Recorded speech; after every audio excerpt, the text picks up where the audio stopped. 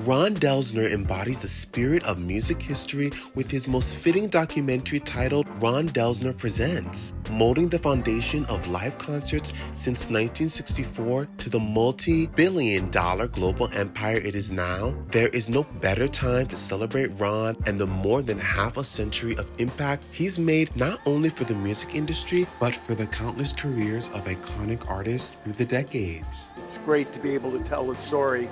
In many ways, he's one of the last of the Mohicans in terms of that vision of music in New York and the concerts that took place here in New York at a time where people had access to them. Concerts in the park are one of the best stories of the film. A business mindset along with the admiration Ron has in working with music artists continue to leave a timeless mark to this day. Everything from Tina Turner in Central Park to Sly and the Family Stone to Patti Smith at the Palladium, David Bowie at Carnegie Hall. Ron was really behind it all, and so he I didn't really have to try hard to make him part of that story. He already is, and it's a story that not a lot of people know. There are many people who tried.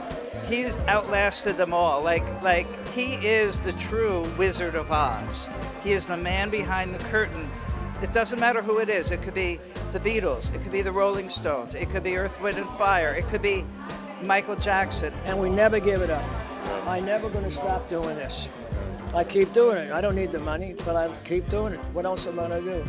And I have friends who talk to, and I love to talk to everybody. Ron's best qualities and the excitement surrounding the film creates a happiness that is also significant in being a part of. He's an amazing person. He's lasted for years and years, and he never quits. He's got really good taste. Very, very happy to be here to celebrate my friend. He deserves it.